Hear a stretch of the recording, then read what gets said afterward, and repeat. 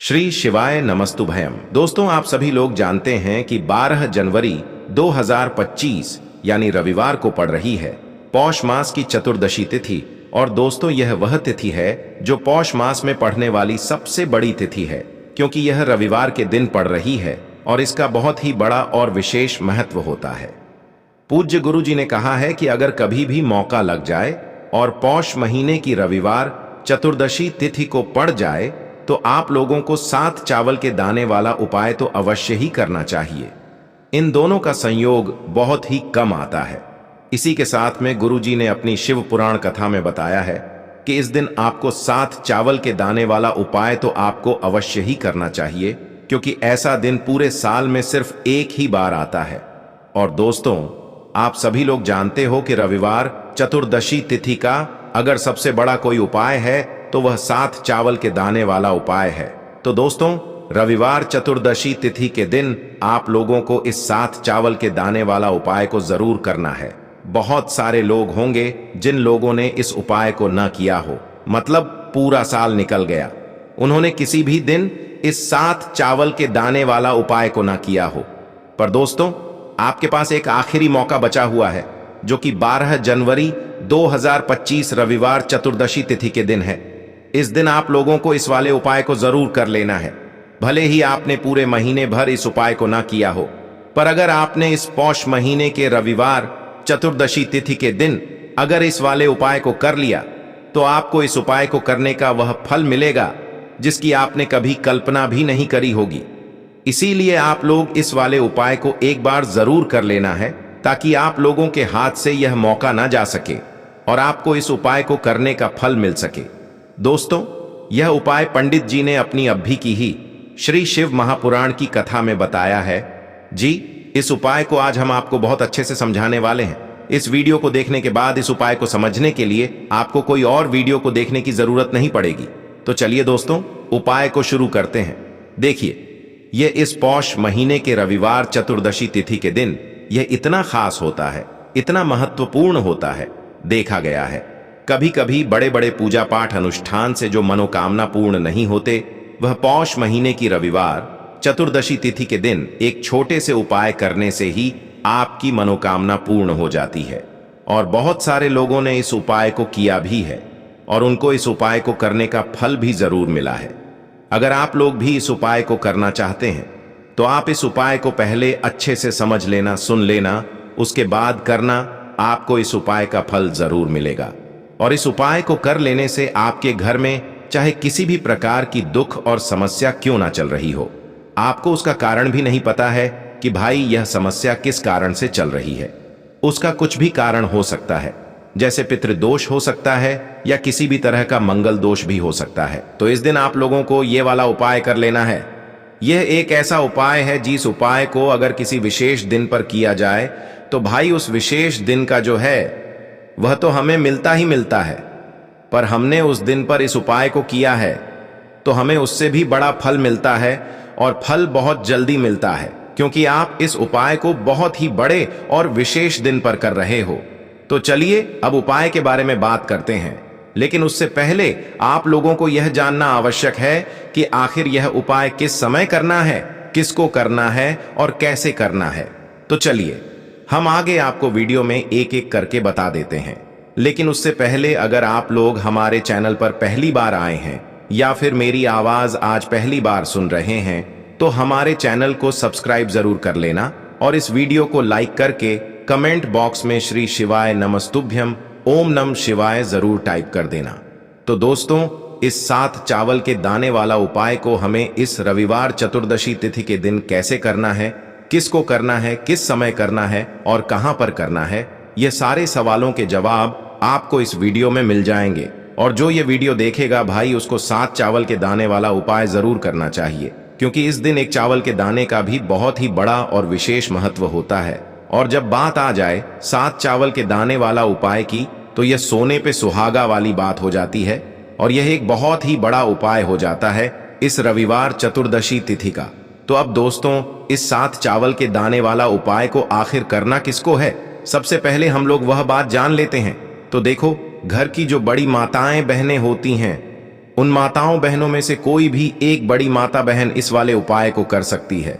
और दोस्तों, अगर आप चाहें तो अपने घर में से सभी सदस्यों को भी इस उपाय को करवा सकते हैं। अगर किसी व्यक्ति की खुद की कोई मनोकामना है, खुद की कोई दुख और परेशानी है जो कि वह अपने लिए ही करना चाहता है, इस वाले उपाय को तो वह खुद अपने लिए भी कर सकता है।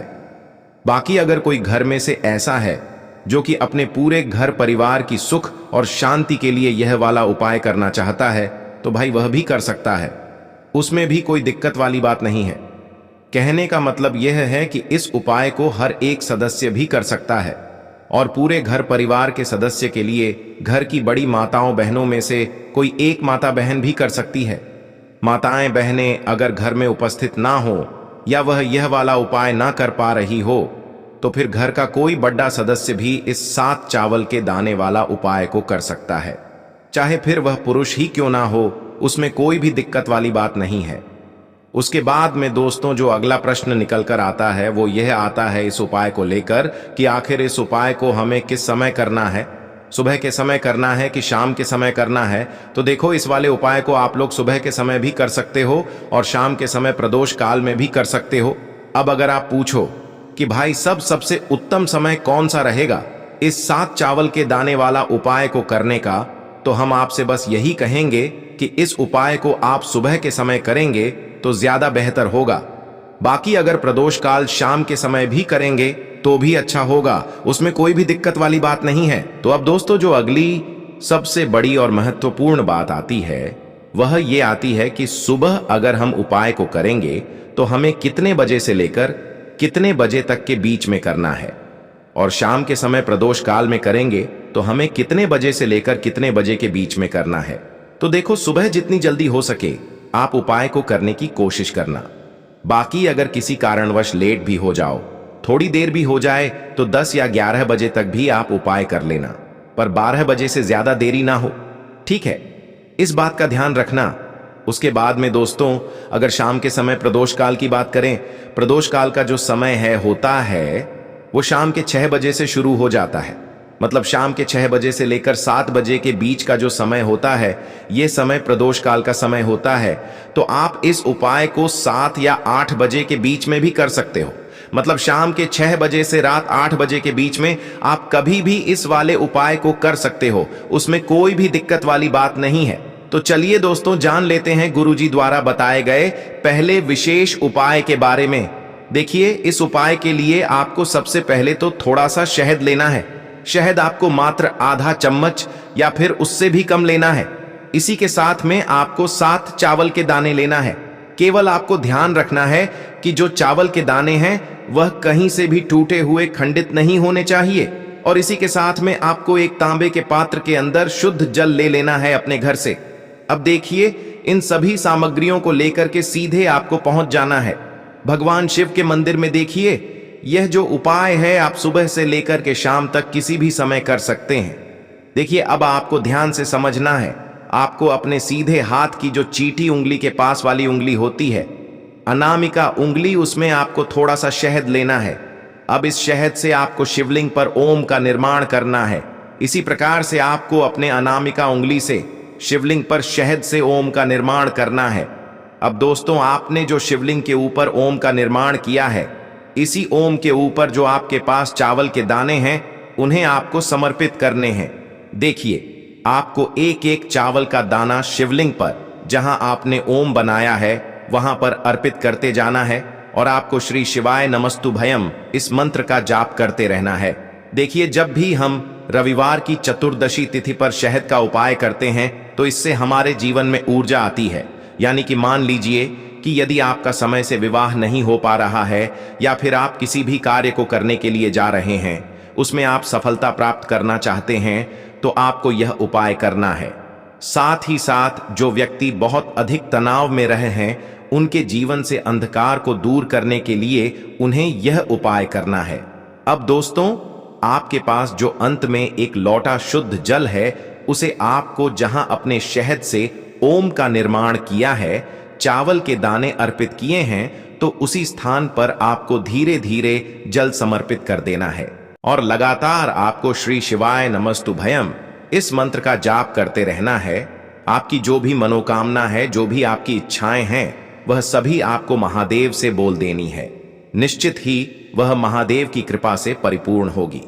अब दोस्तों, हम जान लेते हैं दूसरे विशेष और चमत्कारी उपाय के बारे में। देखिए, यदि आपके विवाह में कोई भी समस्या आ रही है, किसी भी प्रकार की अर्चना आ रही है, आपका जो रिश्ता है वह होते होते टूट जाता है, यानी कि आपका रिश्ता हो ही नहीं पा रहा है, तो इसीलिए आपको मात्र लाल चंदन की 7 बिंदी वाला यह चमत्कारी उपाय करना है। देखिए, कल चतुर्दशी तिथि है और यदि आपके जीवन में भी विवाह से जुड़ी समस्या आ रही है, आपके बच्चों का विवाह समय से नहीं हो पा रहा है, आप बार बार प्रयत्न कर रहे हैं लेकिन सफल नहीं हो पा रहे, तो आपको यह उपाय अवश्य करना है।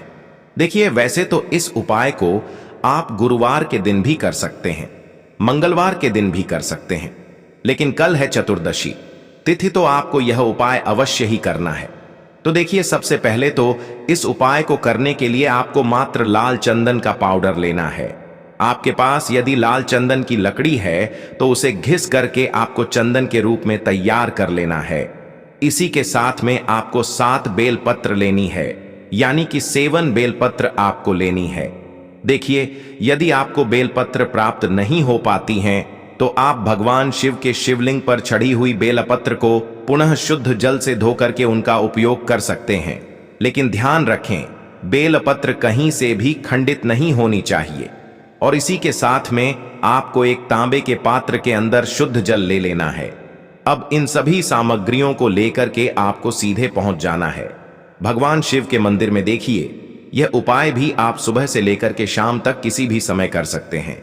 तो सबसे पहले तो आपके पास जो एक लोटा शुद्ध जल है, इसे आपको धीरे धीरे भगवान शिव के शिवलिंग पर अर्पित कर देना है। श्री शिवाय नमस्तुभ्यम इस मंत्र का जाप करते हुए। अब देखिए दोस्तों, आपके पास जो लाल चंदन है उसमें आपको थोड़ा सा जल डाल करके उसे गीला करना है और इस लाल चंदन से आपको माता अशोक सुंदरी वाला जो स्थान होता है शिवलिंग पर, वहां पर आपको 7 बिंदियां का निर्माण करना है। देखिए, सबसे पहले तो आपको अपने अनामिका उंगली जो होती है, सीधे हाथ की चीटी उंगली के पास वाली उंगली, उसमें आपको ये चंदन लेना है और इस चंदन से आपको पहली बिंदी माता अशोक सुंदरी वाले स्थान पर लगानी है। देखिए, यह बिंदी आपको किस प्रकार से लगानी है, आपको नीचे से यानी कि माता शोक सुंदरी वाले स्थान से प्रारंभ करनी है और शिवलिंग की तरफ लेकर के जानी है, यानी कि पहली बिंदी आपको नीचे से प्रारंभ करनी है और 7वीं और अंतिम बिंदी आपको शिवलिंग की ओर ले जाकर के अंत करनी है। और 7 बिंदियां जब भी आप लगाएंगे तो प्रत्येक बार आपको चंदन में अपनी उंगली को डुबना है और फिर लगाना है। देखिए, जब भी आप ये 7 बिंदियां लगाएंगे तो आपको प्रार्थना करनी है कि महादेव और माता अशोक सुंदरी की कृपा से मुझे अच्छा जीवन साथी मिले, मेरे विवाह में जो भी रुकावटें आ रही हैं वह सभी दूर हो और मेरा जो विवाह है वह शीघ्र ही परिपूर्ण हो जाए। ऐसे शुभ विचारों के साथ आपको यह 7 बिंदियां लगा देनी है। अब देखिए, आपको 7 बेल पत्रियां जो आपके पास हैं, उन्हें आपको एक के ऊपर एक रख लेनी है और इन्हें आपको अपने सीधे हाथ में रखना है और आपको भगवान शिव से पुनः आपकी विवाह की कामना को करते हुए यह जो बेल पत्र हैं, इन्हें आपको एक साथ माता अशोक सुंदरी वाले स्थान पर ही समर्पित कर देने हैं।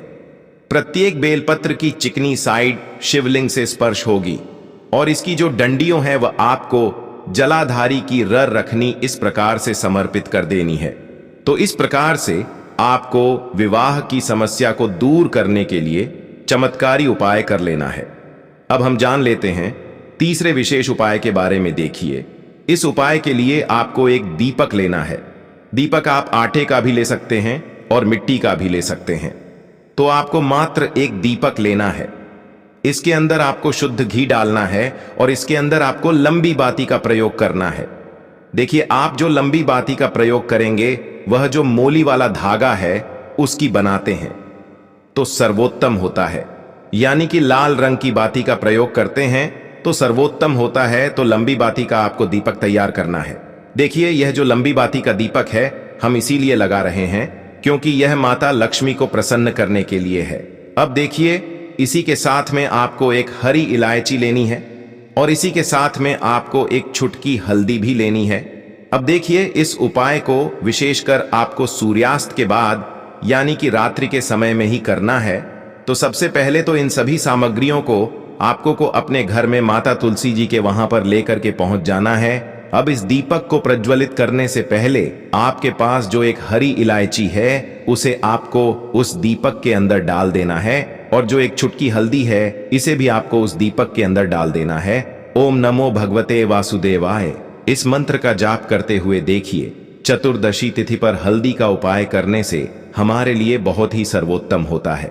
तो आपको यह जो दीपक है इससे तुलसी जी के वहां पर उत्तरमुखी होकर के प्रज्वलित कर देना है। आपको ओम महालक्ष्मी नमः या फिर ओम श्रीम नमः इस मंत्र का जाप करते रहना है, और अंत में आपकी जो भी इच्छा है, जो भी मनोकामना है, उसे आपको बोल देना है। तो इस प्रकार से आपको यह सुंदर सा उपाय कर लेना है। तो दोस्तों, यह थे पूज्य गुरु जी द्वारा बताए गए कुछ बहुत ही खास उपाय। अगर आपको जानकारी अच्छी लगी हो तो वीडियो लाइक करिएगा। मिलते हैं फिर एक नए वीडियो के साथ। श्री शिवाय नमस्तुभयम।